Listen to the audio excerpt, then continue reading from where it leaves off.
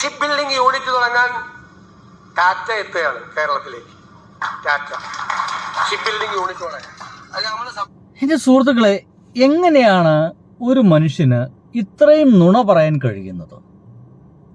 എന്തുകൊണ്ടാണ് ആളുകൾ ഇത്രയും നുണ പറയുന്നത്? അതും ഉത്തരവാദിത്തപ്പെട്ട ഒരു സ്ഥാനത്തിരുന്നിട്ട് എങ്ങനെയാണ് ഈ ഒരു സോഷ്യൽ മീഡിയ കാലഘട്ടത്തിൽ ഇങ്ങനെ നുണകൾ ഒരു ലജ്ജയുമില്ലാതെ പറയാൻ കഴിയുന്നത് എന്നുള്ളതാണ്. നമുക്കൊന്നും സാധിക്കില്ല.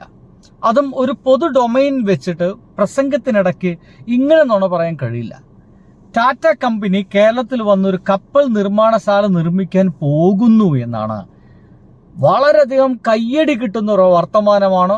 കാരണം അങ്ങനത്തെ ഒരു പദ്ധതിക്ക് ഇവിടെ നടക്കുന്ന വെച്ച് കഴിഞ്ഞാൽ ആയിരക്കണക്കിന് ആളുകൾക്ക് ജോലി സാധ്യതയാണ് അവിടെ കാണുന്നത്, അല്ല, യുവാക്കൾക്ക്. ഒരു മടിയും കൂടാതെ വി ഡി സതീശൻ പറയുകയാണ് കേരളത്തിൽ കപ്പൽ നിർമ്മാണശാല തുടങ്ങാൻ പോകുന്നു, അതും ടാറ്റ എന്ന്. എന്നാൽ യാഥാർത്ഥ്യത്തിൽ എന്താണ്? നോക്കൂ, ഇദ്ദേഹത്തിന്റെ വർത്തമാനം മുഴുവനായിട്ട് കേൾക്കാം. അത് ക്ലിയർ ചെയ്യാൻ വേണ്ടിയിട്ടുള്ള ഒരുപാട് ആളുകൾ വരുന്നുണ്ട് ഈ മേഖലയിൽ. എല്ലാ ഇൻട്രസ്റ്റും പ്രൊട്ടക്ട് ചെയ്തുകൊണ്ട് മാത്രമേ ഏത് ഇൻവെസ്റ്റ്മെന്റ് ഉണ്ടാവുള്ളൂ. വളരെ സൂക്ഷ്മതയോടുകൂടി എക്സ്പേർട്ടുകൾ അത് പരിശോധിച്ച് നമ്മുടെ ഒരു ഇൻട്രസ്റ്റിനെയും ബാധിക്കില്ല എന്ന് ഉറപ്പുവരുത്തി വന്നവർക്കൊക്കെ കയറി മേലുള്ള സ്ഥലമൊന്നും ഇവിടെ കൊടുക്കൂല. എന്നല്ലേ ഭയങ്കര രസമുള്ള വർത്തമാനമാണ്. വന്നവർക്കൊക്കെ കയറി മേയുള്ള സ്ഥലം ഇവിടെ കൊടുക്കൂല എന്നൊക്കെ പറയുമ്പോൾ സാധാരണക്കാരായിട്ടുള്ള ആളുകൾ നമ്മുടെ ഒപ്പം നിൽക്കുന്നൊരു മനുഷ്യൻ, നമ്മുടെ ഭാഷയോട് ചേർന്ന് നിൽക്കുന്നൊരു മനുഷ്യൻ, പിണറായി വിജയനെ പോലെ ഇങ്ങനെ കടുകട്ടി ഭാഷ ഒന്നും സംസാരിക്കാത്ത ഒരാൾ, അല്ലേ, ഒരു സാധാരണക്കാരൻ എന്ന രീതിയിലാണ് കരുതുക.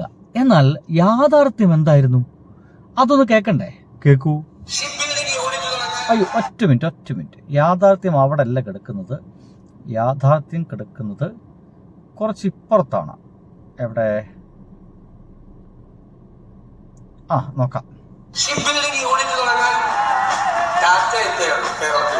കേരളത്തിൽ കപ്പൽ നിർമ്മാണശാല സ്ഥാപിക്കുമെന്ന മുഖ്യമന്ത്രി വി ഡി സതീശന്റെ വാദം തള്ളി ടാറ്റ ഗ്രൂപ്പ്.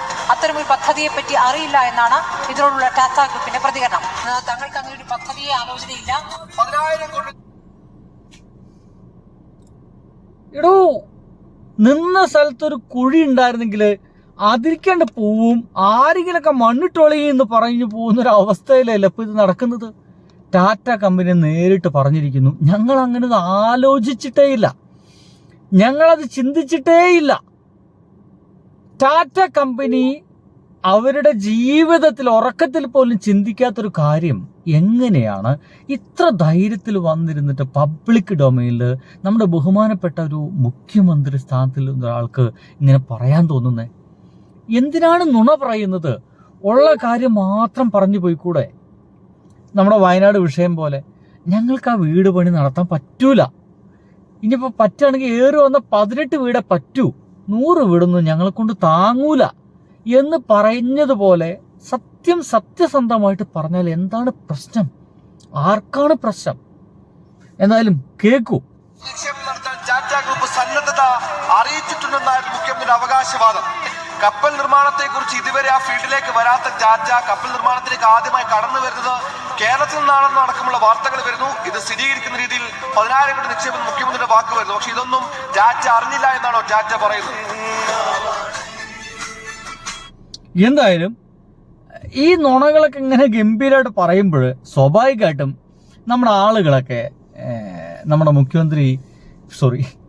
പ്രതിപക്ഷ നേതാവ് പിണറായി വിജയനോട് ചോദിക്കും. പക്ഷെ എനിക്ക് പിണറായി വിജയൻ ഈ ഒരു കാര്യത്തിൽ ഇഷ്ടമായത് ഇതിന് യാഥാർത്ഥ്യം അറിയാതെ ഞാൻ പ്രതികരിക്കാനില്ല എന്ന് പറയുന്നതാണ്.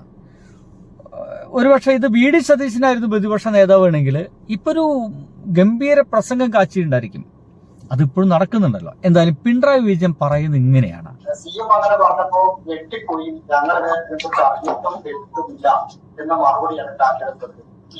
എന്റെ ശ്രദ്ധയിലും അത് വന്നു, നിങ്ങളെ ഈ പറഞ്ഞ കാര്യം. പക്ഷെ ഞാനിപ്പോൾ അതുമായി ബന്ധപ്പെട്ട് മറ്റൊരു കമന്റിലേക്ക് പോകുന്നില്ല. ഏതാണ് വസ്തുത എന്ന് നമുക്ക് കുറച്ച് കഴിഞ്ഞാൽ മനസ്സിലാകുമല്ലോ. ഏതായാലും ടാറ്റ അറിഞ്ഞുകൊണ്ടൊരു കാര്യം വന്നിട്ടില്ല എന്നാണ് ഇപ്പോ വന്നതായിട്ട് കാണുന്നത്. ബാക്കി കാര്യങ്ങൾ വരട്ടെ, അതിനുശേഷം പറയാം. അല്ലേ? എന്തൊരു ഭംഗിയായിട്ടുള്ള പ്രതികരണം. ആക്ഷേപിക്കുന്നില്ല, കളിപ്പിക്കുന്നില്ല, പരിഹസിക്കുന്നില്ല. ഞാനും അങ്ങനെ കേട്ടു. പക്ഷേ കുറച്ച് മണിക്കൂറുകൾക്കകം ഇതിന്റെ യാഥാർത്ഥ്യങ്ങളൊക്കെ പുറത്തു വരുമല്ലോ എന്നുള്ള രീതിയിലാണ്. കണ്ട് പഠിക്കേണ്ട ഒരു നേതാവാണ്. എങ്ങനെയാണ് പ്രതിപക്ഷ നേതാവായി നിൽക്കേണ്ടത്. എനിക്ക് തോന്നിപ്പോകുന്നത് ഇപ്പോഴും ഒരു മുഖ്യമന്ത്രിയുടെ അതേ ശരീരഭാഷയിൽ, അതേ സത്യസന്ധതയിൽ നമ്മുടെ കേരളത്തിൻ്റെ കാര്യത്തിൽ ഇടപെടുന്ന ഒരാളായിട്ട് മാറിയിരിക്കുന്ന ഇപ്പോഴും പിണറായി വിജയനാണ്. അത് ചില കാര്യങ്ങളൊക്കെ യാഥാർത്ഥ്യത്തോടെ മനസ്സിലാക്കണോ, ആരോട് ചോദിക്കണം? പിണറായി വിജയനോട് ചോദിക്കണം. വി.ഡി. സതീശൻ എന്ന് പറയുന്ന നമ്മുടെ മുഖ്യമന്ത്രി ചോദിച്ചു കഴിഞ്ഞാൽ ഒന്ന് യാഥാർത്ഥ്യങ്ങളൊന്നും കിട്ടൂല എന്ന് ജനങ്ങൾക്ക് പതുക്കെ പതുക്കെ ബോധ്യമായി വരികയാണെന്ന് എന്തു ചെയ്യും? എന്തായാലും അതിഭീകരം എന്നല്ല എനിക്കൊന്നും പറയാനില്ല. ബബായ്. കഷ്ടം അല്ലേ?